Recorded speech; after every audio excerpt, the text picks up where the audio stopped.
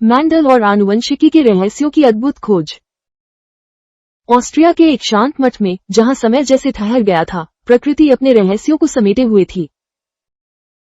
यहां Gregor Mendel रहते थे, एक साधारण भिक्षु जिनकी आंखों में विज्ञान के प्रति एक गहरी प्यास थी। जहां अन्य भिक्षु केवल प्रार्थनाओं में लीन रहते थे, मेंडल का मन प्रकृति के गुप्त संकेतों को पढ़ने में लगा रहता था। एक सुबह बगीचे की ओस की बूंदों के बीच मेंडल की नजर मटर के पौधों पर पड़ी। उन्होंने गौर किया कि कुछ पौधे बहुत लंबे और शानदार थे, जबकि कुछ बहुत छोटे और बौने थे। सिर्फ लंबाई ही नहीं, उन्होंने देखा कि कुछ पौधों के बीज चमकीले पीले थे और कुछ गहरे हरे। मेंडल के मन में एक सवाल उठा, क्या ये सब केवल एक इत्तेफाक है या इसके पीछे कोई नियम है? उन्होंने तय किया कि वे इन रहस्यों को सुलझाएंगे और अपने बगीचे को ही अपनी प्रयोगशाला बना लिया। सबसे पहले मेंडल ने शुद्ध नस्ल के पौधों का चयन किया, जिनके गुण कई पीढ़ियों से एक जैसे थे। अब समय था एक साहसी प्रयोग का। उन्होंने एक लंबे पौधे का परागकण सावधानी से एक बौने पौधे पर डाला। ये प्रक्रिया बहुत धीमी और मेहनत वाली थी, लेकिन मेंडल का धैर्य अटूट था। उनके साथी भिक्षु लुकास ने उन्हें देखा और व्यंग्य से मुस्कुराते हुए उनके पास आए। लुकास ने कहा, मेंडल, तुम इन मामूली पौधों के साथ अपना समय बर्बाद कर रहे हो। लुकास का मानना था कि ईश्वर ने इन्हें जैसा बनाया है, उन्हें वैसा ही रहने देना चाहिए। लेकिन मेंडल ने शांत स्वभाव से उत्तर दिया कि वे केवल ईश्वर की रचना के नियमों को समझने की कोशिश कर रहे हैं। कुछ समय बाद पहली पीढ़ी यानी F1 पीढ़ी के पौधे तैयार हुए। मेंडल उन्हें देखने के लिए उत्सुक थे। जब उन्होंने पौधों को देखा तो वे हैरान रह गए। सभी पौधे लंबे थे, एक भी बौना नहीं था। मेंडल ने सोचा, ये कैसे संभव है? एक माता पिता बौने थे, फिर भी संतानें लंबी क्यों हैं? उन्हें एहसास हुआ कि बौनापन पूरी तरह गायब नहीं हुआ, बल्कि वो लंबे गुण के पीछे छिप गया है। यहीं पर मेंडल ने अपना पहला महान नियम खोजा, प्रभाविता का नियम या लॉ ऑफ डोमिनेंस। उन्होंने समझा कि कुछ गुण प्रभावी होते हैं जो दूसरे अप्रभावी गुणों को दबा देते हैं। लेकिन मेंडल की जिज्ञासा अभी शांत नहीं हुई थी।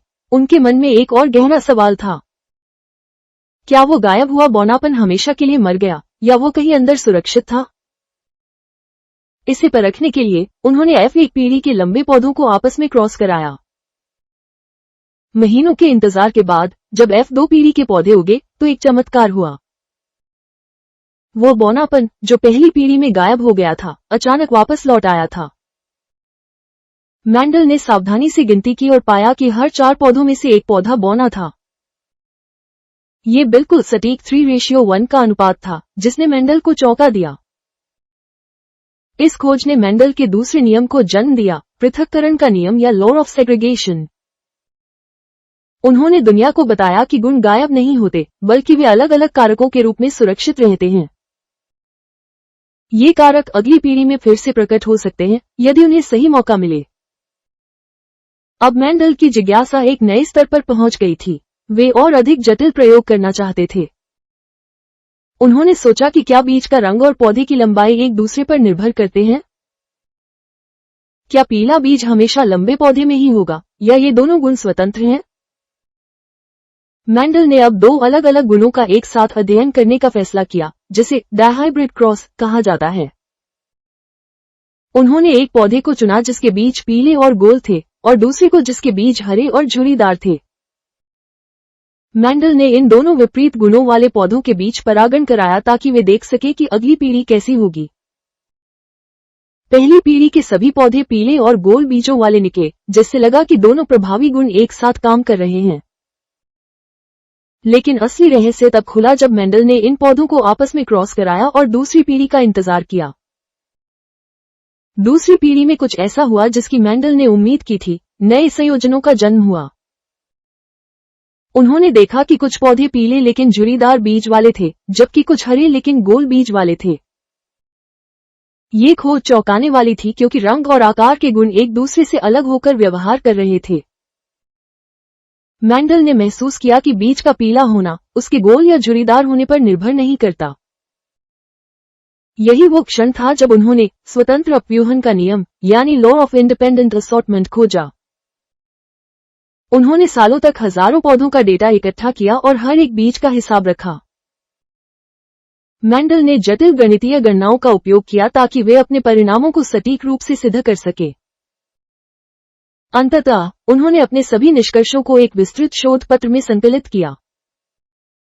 वे अपने इस क्रांतिकारी काम को उस समय के बड़े वैज्ञानिकों और विद्वानों के सामने पेश करने गए। लेकिन जब उन्होंने अपने विचार साझा किए तो हॉल में बैठे लोग उन्हें हैरानी और उपहास से देखने लगे। उस समय के वैज्ञानिकों का मानना था कि गुण एक तरल घोल की तरह आपस में घुल मिल जाते हैं। उन्होंने मेंडल से कहा कि पौधों के नियम इंसानों या प्रकृति के सामान्य नियमों पर लागू नहीं हो सकते। मेंडल की गणितीय सटीकता को उस दौर के जीव विज्ञानियों ने पूरी तरह नजरअंदाज कर दिया। कुछ लोगों ने तो उन्हें पागल तक कह दिया, क्योंकि उनकी बातें उस समय की मान्यताओं के विपरीत थीं। मेंडल गहरे दुख में डूब गए कि उनकी मेहनत और सत्य को कोई समझने वाला नहीं था। लेकिन उन्होंने हार नहीं मानी। उन्होंने अपनी खोजों को अपनी डायरी में सुरक्षित रख लिया। वे चुपचाप अपने बगीचे में लौट आए, जहां केवल पौधे ही उनके सच्चे साथी थे। समय का पहिया घूमता रहा और मेंडल अपनी खोजों की पहचान पाए बिना ही इस दुनिया से विदा हो गए। मेंडल के जाने के बाद उनके कागजात पुराने पुस्तकालयों की धूल भरी अलमारियों में दब गए। दशकों बीत गए, लेकिन प्रकृति के वे नियम अभी भी मिट्टी के नीचे दबे बीज की तरह इंतजार कर रहे थे।